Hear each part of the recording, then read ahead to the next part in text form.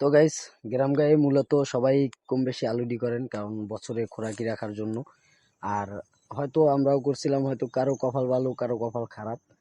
তবে আমাদের কপালটা একটু খারাপ, কারণ আমনা জমি করছিলাম দুকাটা। দেখেন, আসলে ধান, এই যে ধান দেখতে পারতেছেন, পাশে ধান কিন্তু মরে মরে গেছে অনেক ধান। আর পাশের ধানগুলো কিন্তু কাইটে নিয়ে গেছিলাম। তবে দেখেন, কারণ গ্রাম গায়ে আলুডি কিন্তু সবারই ফ্যামিলির জন্য। এই যে কাকা আর এক কাকি দেখেন আলুডি করতেছে, তারা কিন্তু ইরির জমি রুইতেছেন। আর আমরা কিন্তু এই আমুনা জমি আর ইরির জমি রুইছি এবছর। কিন্তু আমুনা করছিলাম দুকাটা, আর এই দুকাটা আমুনা আসলে নষ্ট হয়ে গেছে, আপনার জায়গায় জায়গায় পুড়ে গেছে। আর এইটা কাইটে নিয়ে তারপরে গরুরে দিছি। তো এই কারণে আমি কাশি নিয়ে আইছি। কারণ এই যে ফসল দেখতেছেন, আর যে ধান দেখতেছেন, এই ধানগুলা কিন্তু আসলে কম হয়েছে, জায়গায় জায়গায় মরে গেছে। এই কারণে কিন্তু এই পাশের যা ছিল সব কাইটে নিয়ে গেছি। আর এখন যা আছে কম বেশি কিছু ধান আছে, কিন্তু থাকলেও হয়তো এই ধান নিয়ে মুরগি আছে, হাঁস মুরগি আছে।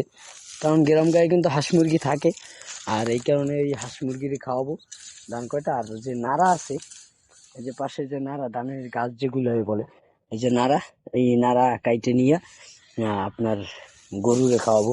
কারণ এই যে এই পাশে যা দেখতেছেন কাইটে নিয়েছি যেগুলা, এগুলা কিন্তু গরুরে খাওয়াইছি। তবে আমি শুধু একা না, এই আমার পাশে একটা জমি আছে, ওই জমিতেও কিন্তু এরকম কাইটে নিয়ে গরুরে খাওয়াইছি। কারণ ওই ফসল ভালো হয় নাই, কপাল খারাপ। এই কারণে কিন্তু তারাও নিয়ে কাইটে নিয়ে গরুরে খাওয়াইছে, তো আমরাও গরুরে খাওয়াইতেছি আর কাইটে নিয়ে। তো আজকেও কাইটে নিয়ে যাব, কারণ গরুরে খাওয়াইতে হবে, গরু তো খাওয়ানো হবে। তবে গ্রাম গায়ে কিন্তু আলুডিটা একটু প্রচলিত, কারণ এটা থাকবেই সবারই। কারণ আলুডি না থাকলে হয় না, কারণ এরা নামই গ্রাম গা।